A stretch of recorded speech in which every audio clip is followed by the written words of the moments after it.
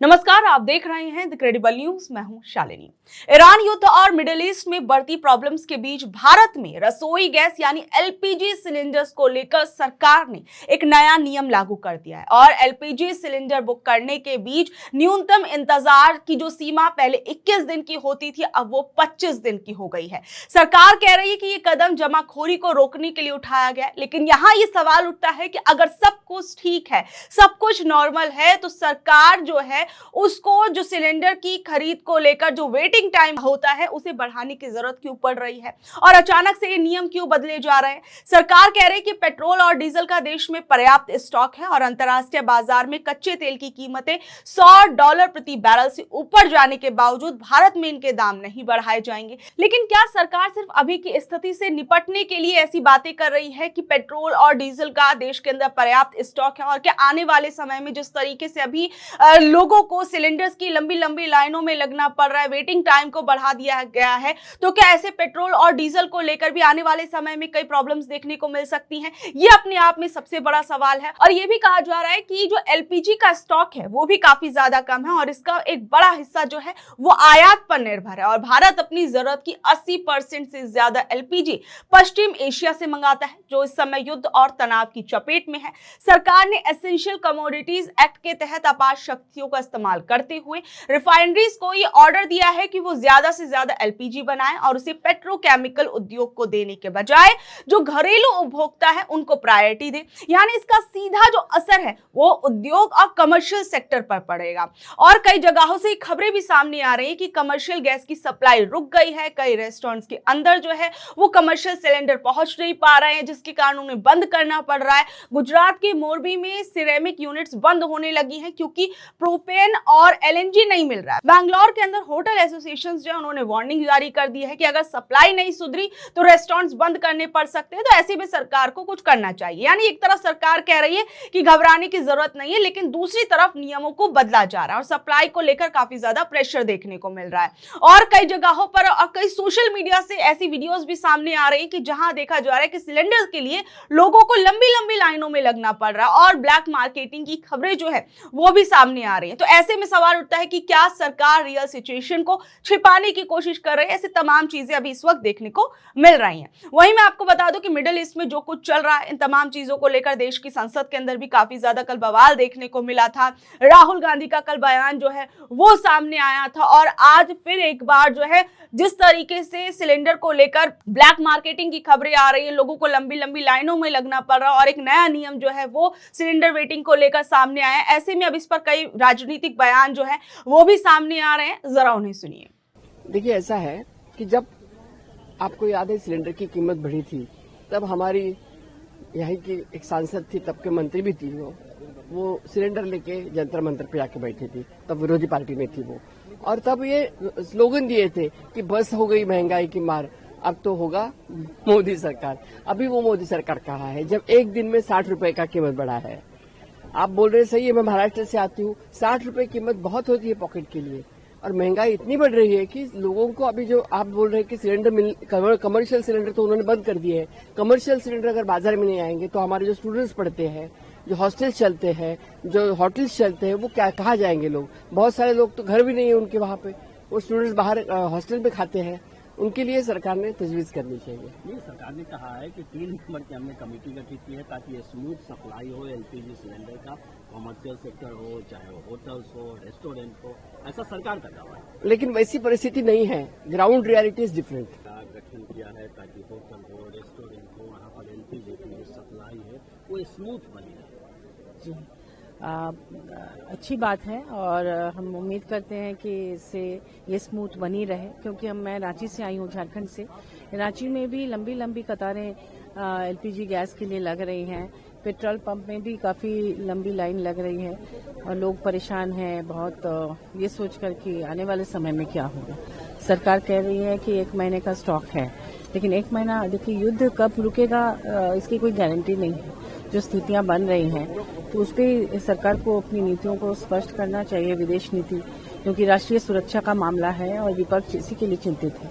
कल ये बात भी हो रही थी ना कि जो नो कॉन्फिडेंस मोशन के लिए समय निर्धारित कराया गया और फिर क्यों नहीं किया, तो मेरा कहना ये है कि वो इसलिए नहीं किया गया कि जिस समय इसके लिए पहल की गई थी उस समय ऐसी विकट परिस्थितियां नहीं थी। अभी देश के लिए सबसे अहम मुद्दा है देश की सुरक्षा, और ये जो परमाणु बम अगर एक विस्फोट हो जाए तो क्या होगा नहीं होगा, उस पर सरकार को अपनी उनकी क्या सोच है, वो क्या कर रहे हैं, इसे स्पष्ट करने की जरूरत है। पर बंगलौर होटल एसोसिएशन ने एक नोटिस रिलीज किया है, उसमें कहा है कि जो सप्लाई है गैस सिलेंडर का, कॉमर्शियल सिलेंडर का, वो आज से बंद हो गया है। ये बहुत चिंता का विषय है क्योंकि कितने लोगों की आजीविका होटल बिजनेस पर निर्भर करती है। रेस्टोरेंट हैं, छोटे छोटे ढाबे हैं, और आजकल कामकाजी महिलाएं या कामकाजी लोग घर से दूर रहते हैं। कई बार उनको अपने से खाना बनाने का भी वक्त नहीं होता, और बनाए भी तो गैस की किल्लत हो जाए तो कहाँ से बनाएंगे। तो कमर्शियल को लेकर भी चिंता है और घरेलू गैस को भी लेकर चिंता है। ना देगा और ऐसी कोई दिक्कत लग नहीं रही है। सारी दुनिया में इसकी किल्लत हो गई है, लेकिन हमारी सरकार देश की जनता को लगातार गुमराह कर रही है। ये कह रही कि पर्याप्त भंडार है एलपीजी का, पेट्रोल का, डीजल का, जबकि 80% डीजल, पेट्रोल, क्रूड ऑयल हमारे यहाँ आता है वो हॉर्मुज स्टेट से ही आता है, वो कंप्लीट बंद हो गया है। तो ये देश के लोगों को झूठ बोलकर गुमराह कर रहे हैं लगातार। इनकी गलत नीतियों के कारण देश को बहुत नुकसान हो रहा है। सर, राहुल गांधी कह रहे हैं कि प्रधानमंत्री को ब्लैकमेल किया जा रहा है, इसलिए वो डिबेट नहीं कर रहे हैं वेस्ट एशिया के हालातों पर। जबकि सीट पे जो जगदम्बिका पाल जब बैठे हुए थे, प्रिसाइड कर रहे थे, उनका कहना था कि भाई नुकसान होता है 9 करोड़ रुपए का हर दिन के हिसाब से। आपने मांगा था no confidence motion against speaker, तो उस पर क्यों नहीं डिबेट करती है? देखिए, ऐसा है, बीजेपी ने भी और कांग्रेस ने भी, मैं इस संसद का जो अब संविधान सदन होगा, मैं गवाह हूँ इसका कि इन दोनों पार्टियों ने जब जब मुख्य विपक्ष में रहीं तो पूरे सत्र पास आउट कर दिए। तो ये कोई कहे कि 9 करोड़ रोजाना खर्च होता है, इसका कोई अर्थ नहीं। जितना काम होना होता है संसद में, वो तो जब नहीं भी विपक्ष होता है तब भी वो काम पूरा हो जाता है, वो कर ही लेते पूरा करने। लेकिन अब कौन क्या कहता है इस पर रिएक्शन देना भी मैं उचित इसलिए नहीं समझता हूँ कि भारत के संविधान ने हर व्यक्ति को मौलिक अधिकारों के अंतर्गत फ्रीडम ऑफ एक्सप्रेशन, अभिव्यक्ति की स्वतंत्रता का अधिकार दिया है। आप क्या कह रहे हैं, आप क्या कह रहे हैं, आप क्या कह रहे हैं, मैं क्या कह रहा हूँ, इस पर कोई रोक नहीं लगा सकता। हरदीपुरी साहब कह रहे हैं कि उन्होंने जो प्रोडक्शन कंपनी से उनको कहा है प्रोडक्शन बढ़ाए, लेकिन होटल एसोसिएशन परेशान है और कई तरीके से शॉर्टेज दिखाई दे रही है फीड। सुनिए, ऑलरेडी प्रोडक्शन तो जो कंपनीज हैं, एजेंसीज हैं, जितनी प्रोडक्शन कर सकती हैं, क्या आपको लगता है कि प्रोडक्शन जितनी वो कर सकती हैं उतनी नहीं करती? क्योंकि इतनी बड़ी आबादी वाला देश है, जितनी मैक्सिमम प्रोडक्शन कर सकती हैं कंपनियां उतनी कर रही हैं। ये कह देना कि हमने उनको कहा है, शॉर्टेज क्यों है? इजराइल और ईरान की लड़ाई की वजह से है। जिस प्रकार के दुनिया के हालात बनते जा रहे हैं, ये खाली अभी तो एलपीजी में, आने वाले दिनों में पेट्रोलियम में भी शॉर्टेज रहेगा। तो मैं जो कहना चाहता हूं, हरदीप पुरी जी, जब सरकार बात करें ट्रंप से कि बिना वजह आप लोग, क्योंकि ये डरे हुए हैं, पता नहीं कौन से भेद हैं जो अमेरिकन गवर्नमेंट के पास हैं और ट्रंप के पास हैं, जिनकी वजह से एक भी प्रश्न या एक भी यहां से कोई इतना बड़ा देश है, कोई टिप्पा टिप्पणी, हमारे इजराइल के साथ अच्छे संबंध रहे हैं, पुराना हमारा अलाय रहा है, और मेरे को लगता है कि इतना डर है, इतना भय है ट्रंप का, एक शब्द भी मोदी जी की तरफ से, एक्सटर्नल अफेयर मिनिस्ट्री की तरफ से और गवर्नमेंट की तरफ से बोला नहीं गया है। तो मैं समझता हूं कि ये तो संभाविक है शॉर्टेज आना, और मैं पिछले 25-30 साल में पहली बार देख रहा हूं कि इस प्रकार के जो हालात बने हैं। मेरे को लगता है आने वाले दिनों में अगर ये लड़ाई वॉर बंद नहीं हुई और देश ने अपनी भूमिका नहीं निभाई प्रधानमंत्री जी ने, तो ये दिक्कतें आने वाले दिनों में और बढ़ेंगी। सर, आप कैसे देखें, आज क्या लोकसभा अध्यक्ष को लेके जो नोटिस आया उस पर आज क्या चर्चा शुरू होगी, हो पाएगी? कल के लिए लिस्टेड था? देखो, मेरे को इस बात की कोई जानकारी नहीं है कि वो चर्चा करने देंगे नहीं करने देंगे। हम तो चर्चा ही करने आते हैं। आप देखिए, हमें सस्पेंड, हमने कौन सा गुनाह कर दिया आप बताइए? हमने एलओपी को बोलने नहीं दिया जा रहा था। आपने एलओपी को क्यों नहीं बोलने दिया जा रहा? जो किताब में बात लिखी, अगर एलओपी ने वहां पर बोलना चाहते हैं तो बोलने दीजिए। हमने लड़ाई लड़ी, हमने अपने अधिकारों का इस्तेमाल किया, आपने हमें सस्पेंड कर दिया। सस्पेंड होता है 1 दिन, 2 दिन, 4 दिन। हमने कोई सिक्योरिटी को खतरा थोड़ी डाल दिया है पार्लियामेंट की। हम चुने हुए लोग हैं, अब हमें आपने बाहर बैठा रखा है। हम यहाँ पर लोगों की बात रखने आते हैं। आप कौन सी बात पे अड़े हुए हैं? पहले भी सस्पेंशन होता था, दूसरे दिन बहाल हो जाता था। स्पीकर जो हैं एक बात पे अड़े हुए हैं। जो स्पीकर का रोल होना चाहिए, वो स्पीकर होता है सबका साझा स्पीकर। इशू चल रहा है उस पर, एलपीजी शॉर्टेज, मुंबई, बेंगलुरु, कई होटल मैनेजमेंट ने कहा कि काफी सारा इशू हो रहा है, बंद हो जाएंगे होटल अगर इस तरह की सिचुएशन बनी रही तो। पहले ये सरकार एलपीजी, कॉमर्शियल, घरेलू के दाम बढ़ाती और फिर अब 9 या 10 दिन युद्ध चला है, पर गैस की शॉर्टेज हो गई। ये भी इंस्ट्रक्शन है इसके साथ कि 25 दिन से पहले डोमेस्टिक की और शहरों में बुकिंग नहीं होगी। जो ये शॉर्टेज है, इसके लिए पूरी तरह भारत सरकार का पेट्रोलियम मंत्रालय जिम्मेदार है।